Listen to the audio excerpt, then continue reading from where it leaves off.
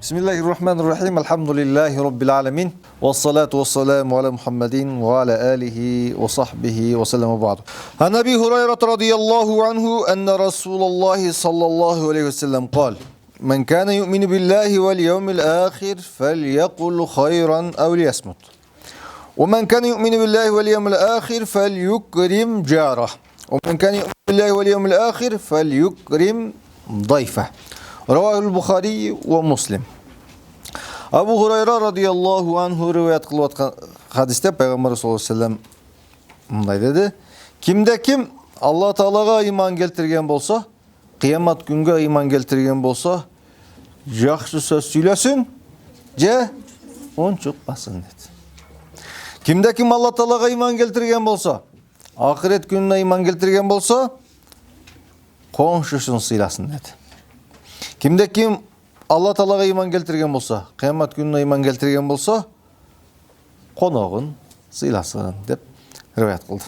İslam dini bizdi qoğum menen ıntımak, birimdikte bir jakadan baş, bir jengden kol çıgarıp jaşoğun önleydi. Hadisten başından beri gele tabız, her bir hadiste uşul nersege basım jasalgan. Bugün sabagızda жақсы söz söyle, je un çıkpa dep atat. Жақсы söz söyle, je un çıkpa dep atat. Qoomdo tınçlık boluş üçün, qoomdo ынтымак болуш үчүн, коомдо bir сонун жашоо болуш үчүн, коомдо bir бактылуу жашоо болуш үчүн жакшы сөз сүйлө же un чукпа деп атат. Жашоодо болбогон майда бурат нерселер бар. Ушуларга көңүл бөлүп койсок эле үйдө кадимкидей бакыт орнойт. Үйдө кадимкидей тынчтык орнойт. Үйдө кадимкидей бепилдик орнойт. Мына ушул сөз. Жақсы сөз сөйле, же үн қатпа деп атат. Бүгүнкү күндө көпчүлүгүбүз жакшы сөз сүйлөй албай калдык. Бири-бирибизге bir жакшы сөз арнай албай калдык. Азаматсың деп койгонго жарабайбыз. Мыкты иш кылды, мыкты нерсени кылды. Азаматсың дегенге көпчүлүгү жарабайт. Мыктыны мыкты деп айта албайт. Жашоо ушундай. Баратабыз артка, кээде жақсы сөз арнай албайбыз бири-бирибизге. Алтыным деген сөз колдонулбайт.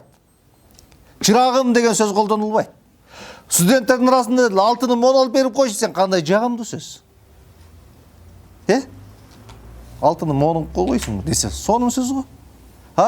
Кемсинткенде кемсинтип айтабыз. Бири-бирибизди дебелеп туруп айтабыз. Кээде акылың жок, менин жок, тиги жок, бул жок деп жаман сөз айтылат да, кээде жакшы сөз арнай албайбыз. Мен кане юмину биллахи вел йевмил ахир фалякул хайран ав лиясмут. Жакшы сөз сүйлөсүн, же үн чыкпасын деди. Жада калса, мейли алыстагыларга эмес, жакындарыбызга жакшы сөз арнай албай калдык. Жакындарыбызга жакшы сөз арнай албай калдык, өкүнүчтүүсү. Bir tuğanına, bir tuğan ağasına, bir tuğan inisine, bir tuğan ecesine, bir tuğan karındaşına keyde жақсы söz арнай албайт. Алтыным деген сөз арнай албайт жакынына. Сизди жакшы көрөм деген сөз арнай албайт. Сени жакшы көрөм деген сөз арнай албайт. Шунчалык деңгээлде. Bir тугандын баркы жок кадимкидей. Болбогон нерсени талашып, бурушасын, бири-бириңе жакшы сөз арноо жок. Бүгүн алыска кетпейлик. Бүгүн азыр ушул жерден чыккандан кийин bir туугандарыңа bir жакшы сөз арнап көрсөң, алтыным, сагындым, жакшы көрөм, мени кечир деген сөздү колдонуп көрсөң, bir тууганын кадимкидей жүрөгү кадимкидей жумшайт, кадимкидей бакытка бөлүнөт, кадимкидей сонун жашоо болот. Көпчүлүгүбүз жакшы сөз сүйлөй албайбыз. Билесин, мыкты иш кылып атканын билесин. Мыкты алдыга жылып баратканын билесин. Мактап коеюн дейсин, бирок ошого эмне барбайт? Тил барбайт да. Жада калса bir тууганын көрө албагандар бар. Bir тууганын өнүккөнүн, bir тууганын өскөнүн көрө албаган, хасат кылган адамдар бар. Ошол өтпөс экен, ошол бар болсо экен, мен болсом экен деген bir тууганына хасат кылган адамдар бар. Пайгамбарыбыз айтат, bir тууганың эмес, Sen бүтүндөй элдин арасында жакшы сөз сүйлө, же унчукпа деди. Келгиле, бүгүн бир жакшы сөз сүйлөп көрөлүчү. Бүгүн бири-бирибизге бир жакшы сөз арнап көрөлүчү. Кээде сиңдиң барбы жокпу? Иниң бар. Канча жашта? 19-да. Сонун мисалы мынакей. 19-дагы иниңе акыркы жолу качан сени жакшы көрөм деп айтканың күнүң эсиңдеби? Айтчы, эстечи. 19-дагы иниңе үкөм сени жакшы көрөм деп айткан күнүң эсиңдеби? Эсте жок. Айта аласыңбы? Же дух жетпейби? Көпчүлүгүбүз көрдүңөр? Көпчүлүгүбүз бир тууганыбызга айта элекпиз. Сен да угуп элексиң, бир тууганың ушул сөздү угуп элексиң сен дагычы. Сени жакшы көрөм, сени сагындым, алтыным деген сөздү жакшы сөз колдонбой калганбыз да. Басмырламай бар. Анча-мынча эркелетип басмырлап кое турган, айылда басмырлап кое турган баягы кээ бир кудулдар айтмакчы, биз эркелеткенде дагы мындай арыстаным, батырым, алтыным теберкилетпей эркелетгенде күчүгүм дей берип, мына элдин баары күчүк болуп шыйпаңдап күчүк болуп калдык дегенде айткан сөзүндө кадимкидей жандык бар. Жөндөн айтылган жок, ошол үчүн нак жашоодон алынган. Жаман сөз менен кээде эркелетебиз. Баягы айылда айтылып жүргөн баягы бир сөздү айтсаң, ар бир баягы бир туугандарына өзүнүн аты бар. Мындай баягы өзүнө жакпаган аттар бар да. Ошол ат менен айтып эркелетебиз да, бир дем берген адам жок. Жакшы сөз айткан адам жок. Мен кан юмину биллахи вал яумил ахир фальякул хайран ау лиясмут. Өзүңөрдүн араңарда мен ойлойм эң жакыныңар менен жакын алыстан баштабагылачы, жакындан баштагылачы. Өзүңдүн эжиңден башта. Эже жакшы сөзүңдү арнап, жакшы жетишкендигин айтып, сонун жакшы жагыны жетишкен жагын мактап койсоң, кадимкидей алдыга жылат да. Бүгүн канча хадис жаттап келдиң? 10 хадис, 15 хадис жаттаганбыз. Мурунку сабакта Байкунияны жаттап бүткөн Азаматсынды бир-эки мактап койгонбуз. 10 хадис бүгүн жат мисал үчүн. Ордон тургузуп бир-эки жөө кол жаап койсок, кийинки сабакка 20 хадис жат мисал үчүн. Бардыгыбыз шундайбыз да. Баарыбыз жакшы сөздү жакшы көрөбүз. Баарыбыз дем бергенди жакшы көрөбүз. Жок дегенде сөз менен дем берсинчи деп биз талап кылабыз. Адам баласынын табияты ушундай. Жок дегенде сөз менен дем берсинчи деп талап кылабыз да. Ошондуктан келгиле жакшы сөз сүйлөйлүк. Же үн катпа, пайгамбарыбыздын айткан сөзүндө ушундай сөз бар, дем бар. Жакшы сөз сүйлө, же үн катпа. Жакшы сөз сүйлө, же үн катпа. Келгиле бүгүн жакшы сөздөрдү айтып үйрөнөлүчү. Тартыныштын кереги жок, уялыштын кереги жок. Бир тууганың алтыным деп коюш жаман нерсеби? Сагындым деп коюш жаман нерсеби?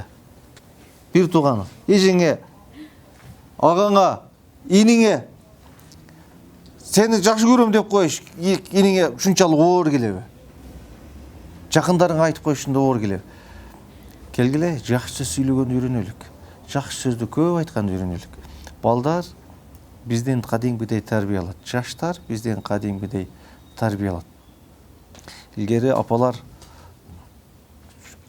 алтыным, чырагым, ананып кетейин деп сонун эркелетчи да. Сонун сөздөр го. Кайра алыстан көрсө жүгүрүп барып учурашкың келчи. Жакшы сөздөр да, татынакай сөздөр, тааныбаган, билбеген, айылдын бир түбүндөгү бир апаң менен кемпир менен саламдашып койсоң, ананып кетейин алтыным, жакшы жүрөсүңбү, амансыңбы десе, ар бир өткөн сайын саламдашкың келет да. Азыр ушул нерсе жок болуп баратат. Ушул нерсени тирилте турган мен ойлойм, биз мына силер жакшы сөз сүйлөйлүк. Жакшы сөздү бири-бирибизден эч качан аябайлык. Жакшы көрүүңдү билдир. Пайгамбар саллаллаху алейхи вассалам айтат, эгерде башка бирөөнү, жат бирөөнү көрсөң, жакшы көрүүңдү барып ошого билдирип кой деп айткан. Жат бирөөгө, көчөдө бараткан эжеңе, көчөдө бараткан сиңдиңе барып билдирип коюшуң керек деген сөз да. Көчөдө бараткан агаңа, эркектерге, иниңе барып жакшы көрүүң сезимиңди билдир деп айткан да. Биз жакындарыбызга айта албайбыз, бир тууганыбызга айта албайбыз. Бир тууган бууруңа көтөрмөлөп кое албайбыз. Келгиле жакшы сөз сүйлөгөндү үйрөнөлүк. Мен кан юмину биллахи вал яумил ахир фальякул хайран ау лиясмут. Иманын толуктугунан кабар берет. Жакшы сөз сүйлөп, Жаман сөздү сүйлөбөгөн адам имандын толуктугунан кабар берет. Мына ушул тил адамды көп буза турган, көп ортодогу мамилени буза турган нерсе мына ушул тил деген болот. Кээде болбогон нерсени сүйлөйсүң, ушу болбогон нерсе үчүн эки бир туугандын ортосуна эмне кетет, жарака кетет кадимкидей. Жаман сөз, бетке айтып, беттен ала коюп.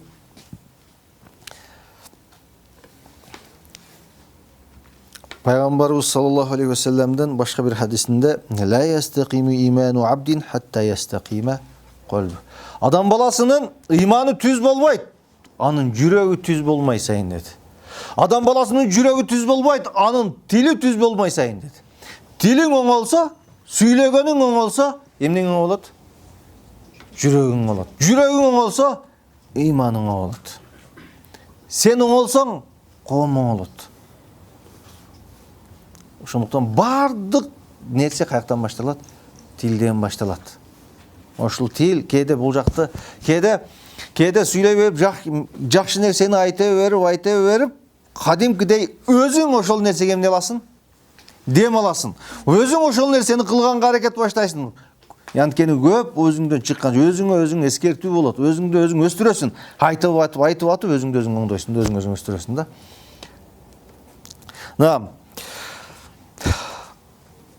Адам баласыны ийгиликке алып барган, адам баласыны тозокко алып барган ошол тил болот. Тил кээде адам баласын адаштырат. Көп сүйлөгөн адам көп адашат. Көп адашкан адам көп күнөө кылат. Көп күнөө кылган адам тозокко таттыктуу болот деп келет хадистерде. Ошондуктан керектүү нерсени сүйлөп, керексиз нерсени сүйлөбөгөнгө аракет кылышыбыз керек. Алла Таала ошон үчүн Кур'ан-ы Керимде мумундарды, мусулмандарды сыпаттап, "Валлазинахум анил лагви му'ридун." Мумундар, мусулмандар алар пайдасыз нерсе келгенде адан жүз буруп кетишет деп мусулмандарды, мумундарды ушинтип сыпаттаган.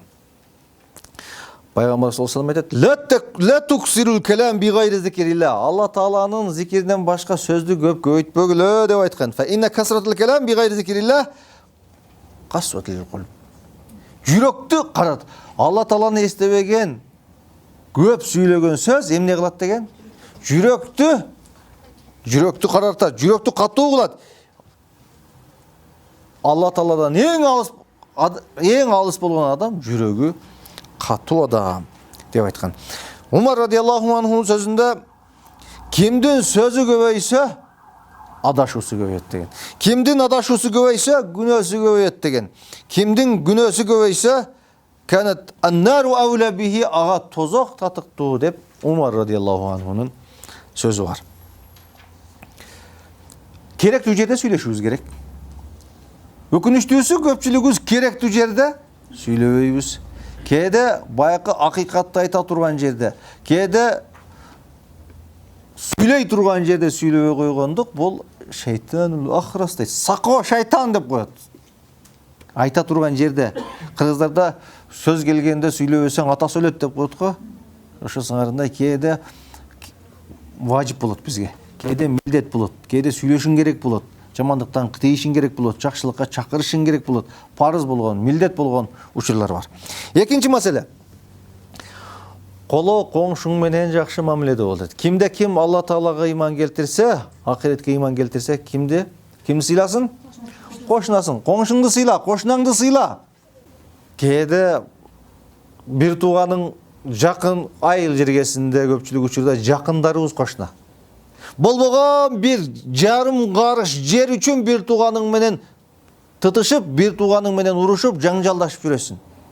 Болбогон тыйын үчүн, бир лапатка үчүн бир туугандыктан кечкен адамдар бар. Аялдар бир ийне жип үчүн, болбогон нерсе үчүн мамилени үзгөн адамдар бар. Жерге кирсин, ийне жибиң жерге кирсин, мал дүньяң жерге кирсин. Бир туугандыкты сактабайсыңбы? Тууган урукту сактабайсыңбы? Туугандыкты сактабайсыңбы? Эч ким болбогондо дагы жок дегенде жат адам болсо дагы ал сенин кошунаң болот, коңшуң болот. Пайгамбар айтат, кимде ким Алла Таалага иман келтирсе, пайгамбарга кыямат күнүнө иман келтирсе, коңшусын сыйласын деп айтты. Koңшun gelip senin dualың üstüne bir жашты koyam dese, аны тыйба деп айтты. Астыңа тоскон заборың бар, bir дуал турат. Ошонун дуалын үстүнө bir жашты коюп, мен үстүмө bir шипан кылып алайын, үстүн жаап алайын десе, ошол нерседен тыйбагын тоспогун деди. Биз болбогон нерсе үчүн кээде урушабыз, кээде тытышабыз. Кичинекей жаш балдар акыл эч нерсеге жетпеген, 1-2 жаш бала барып, коңшу тарапка өтүп кеткен алмасынан бир экөөнү жулуп кетсе, ошондордон урушуп аткан, жаңдашып аткан үй бүлөлөр бар. Бул жерде пайгамбарыбыз жат адам болсо, кошунаң капыр болсо дагы, жөөт болсо дагы ошону эмне кыл деди? Сыйла деп атат. Биз коңшуң өзүңдүн тууганың, өзүңдүн бир тууганың, ошо бир тууганыңдан жарым карыш жерин талашып, ит мышык болуп бүтүндөй айылга, бүтүндөй районго шерменде болуп жүргөн адамдар бар. Ман кана юмину биллахи вал йавмил ахир фалюкрим жара, коңшусын сыйласын, кошунасын сыйласын деди. Коңшуңду сыйла. Кийин болсо, пайгамбар саллаллаху алейхи вассалам кошунасы жөөт эле сыйлайт эле пайгамбар. Ар дайым курбандык сойсо, эмне алып кирип берет эле? Ошол эт алып кирип берчү эле кошунасына. Ошондуктан биз коло коңшуга көңүл бөлөлүк. Зыян берип койгон жоксуңбу коло коңшуңа? Жакындарыңа зыян берип аткан жоксуңбу? Эгерде анча-мынча кемчилик кеткен болсо, оңдой турган, түзөй турган биз мына. Кээде илимсиздиктен, билимсиздиктен болбогон нерсе үчүн ушинтип жаңжалдашып, анан ал нерсе баладан балага, тукумдан тукумга уланып кетип аткан жерлер бар. Ошону токтотуш керек. Атаң жинди болсо, жинди болгондур. Сен жинди болбо. Сен мамилени түздү. Сен алар менен агайыны бол, коңшу бол, тууган бол, жакын бол, сыйла деген сөз. Анча-мынча нерседен көз жум. 10 сом, 20 сом ийне жип табылат го. 10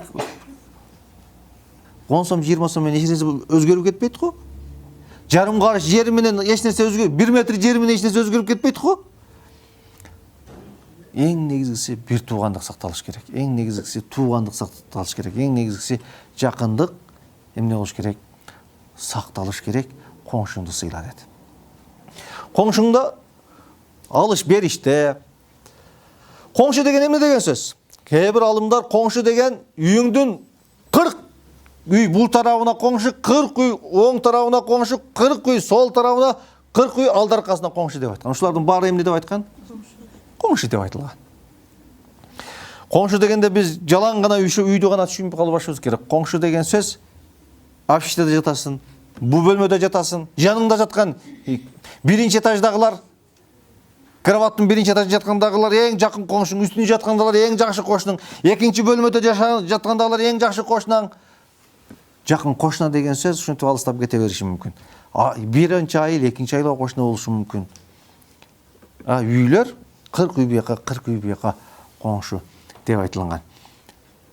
Кимде ким Алла Таалага ыйман келтирсе, кыямат күнүнө ыйман келтирсе, эмнеси кылсын деди? Коңшунасын сыйласын, коңшунасына зыян бербесин. Башка бир хадисте ла юмину ахадукум деп келет. Толук ыймандуу боло албайт. Эгер кошунасынан колунан, тилинен зыян берген токтотуп болсо, ал толук момун боло албайт деген. Бүгүн этаждарда, үстүнкү этажда жашайсың. Эмне? Гайнектен кирип, шабылдатып, мусорду төккөн адамдар бар, астындагы этаждагыларга. Кирини чалап пучук жууп туруп, жайып койгондар бар, астындагыларга тып кийимдин эмнеси, сыгындысы бар баякы астындагы коңшуларга түшүп аткандар бар.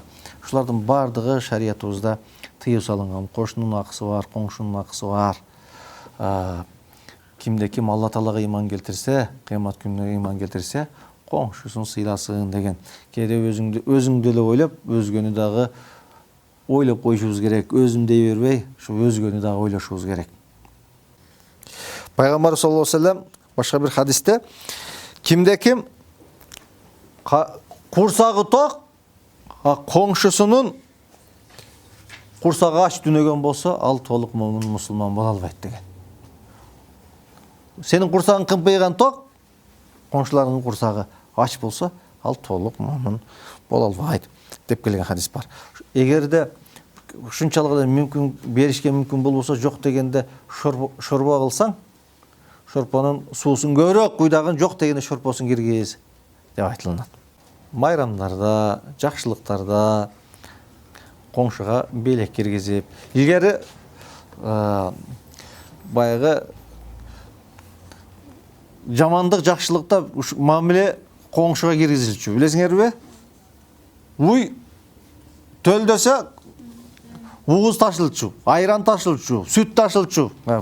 Биздин уй төлдөдө эле деп, эмне каймагы берилчү. Жакшы сонун бир сезимдери болчу да айылда. Бири-бирибизден нан сурап келет элек, ун сурап келет элек. Эсиңердеби? Нан алып кел десе барып нан сурап үйгө чейин айлантып нан жеп койгон күнүңөр эсинде, тоголотуп жеп койгон күнүңөр. Ал мезгилде, ушундай сонун мезгилде байкы кеңпейил, меники, сеники жок. Жерлер катар-катардан тосулган эмес. Коңшуң үйүнө катарлап шуулдап кирип, наркына кирип, тигиникине кирип кете бересиң. А бүгүнкү күндө чымын өтпөй турган, чым чыгыта албай турган тосуп койгонсуң, айланып киресиң, ондо дагы азыр нан сурамай жок болуп кетти. Баягы бири-бирин карамай жок болуп кетти. Мурункудай мамиле жоголуп баратат да. Мен бардыгыбыз билебиз, сонун сезимдер экенин, ошолдой жашоо баарыбыз жакшы экенин билебиз да, бирок ишке ашырбайбыз. Келгиле, биз амал кылып баштайлык. Бири-бирибизден алыска кетпейлик, жакындарыбыздан баштайлык, өзүбүздөн баштайлык, коңшуларыбыздан баштайлык, курсташтардан баштайлык. Мына анча-мынча майрамдарда, анча-мынча жакшылык немете белек берилип, майда бир белек кадимкидей жүрөктү жылытат да. Майда кичке болсо дагы белек берилсе адамдын жүрөгүн жылытат. Пайгамбар ошон үчүн айткан, келле пайча деп коет койгула. Коңшуңузга ошо келле пайчаны киргизгенден дагы эмне төмөн нерсени киргизип атам деп уялып киргизбей койбо деген да. Майда нерсе болсо эми бери да. Жок болсо жок дегенде ошондо киргиз. Сен үчүн майда нерсе болушу мүмкүн, коңшуң үчүн ал эмне? Аябай чоң жетишкендик болушу мүмкүн. На. Андан кийин Ман кана ю'мину биллахи вал йавмил ахир фальюкрим дайфа. Коногун сыйласын деди. Конок келгенде жадырап жайнап тур. Конок келгенде жадырап жайнап тосуп ал. Кайын журтуң келгенде жадырап жайнап тишин көрсөтүп тосуп алган. Кабагың бүркүп, өзүңдүн апаң менен атаң келсе кадымдай жадырап жайнап тоссаң, кайын журтуң келсе дагы ушинтип тосуп ал. Конокту сыйла. Тапканыңды бер. Апаларыбыздын жашоосун билесиңерби, ушу шкафтын астына бардык нерселер катылып, конок келгенде чыга турган өрүк как, конок келгенде чыга турган мейиз, конок келгенде гана чыга турган шириндик таттуулар болчу эле. Шкафтын күлүчүн каерде таап алсам болот дегенде аяк чукулап, бияклап чукулап таппай, качан конок келгенде гана чыга турган нерселер бар. Конок ошондой кам көрөт эле да, кыргыз. Конокко кимде ким Алла Таалага ыйман келтирсе, акыретке ыйман келтирсе, эмне деди? Коногун сыйласын деди. На. Кээ бир алдымдар ой пикири боюнча бир күн, бир түн конокту сыйлаш парыз, важип деп эсептелинет. Важип. Сөзсүз бир күн, бир түн сыйлашыбыз керек. Кээ бир алдымдардын ой пикири боюнча 3 күн, 3 түн конок эмнеге келдиң деп суралбаш керек. Айылга конок келатат десе түнү менен даярданмай, үй даярдамай, тамак даярдамай. Келсе тамакты бышырып, анча-мынча жумуш болсо, жумуштан уруксат сурап, эмне дейт? Үйгө конок кеп калды эле, Бишкектен конок келип калды эле, конокту сыйлайбыз. Тапканыбызды беребиз, ысыгын беребиз, таттуусун беребиз. Шаарга келсең, жакшы келипсиз, качан кетесиз деп сурайт. Жумушубуз бар эле биздин, өзүңүз пиширип алыңыз, үйүңүз өзүңүздүкүндөй кабыл алыңыз. Пиширип бермей жок. Мен ойлойм, туура эмес мамиле. Конокту сыйлашыбыз керек.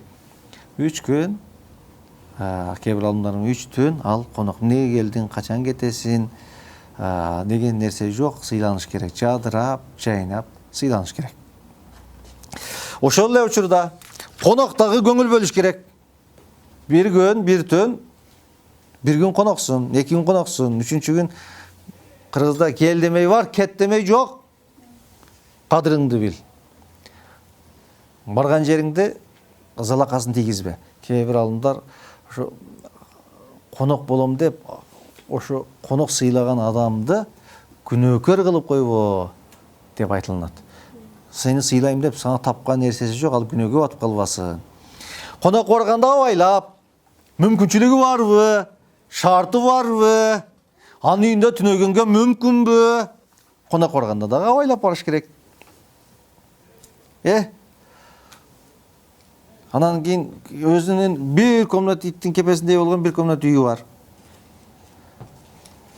Анан сен 4-5 бардың, конок болуп. Анын аялы бар дегендей, анын күйөөсү бар дегендей. Анан бир күн өттү сыйлайт, 2 күн өттү сыйлайт, 3 күн өттү сыйлайт, 4 күн өттү сыйлайт. Ошол жерде эле кадимкидей жашап алганың дурус эмес. Конок дагы кайерге барганда шарты барбы, жокпу, ошол адамды күнөөгө түртпөгөндөй болуш керек.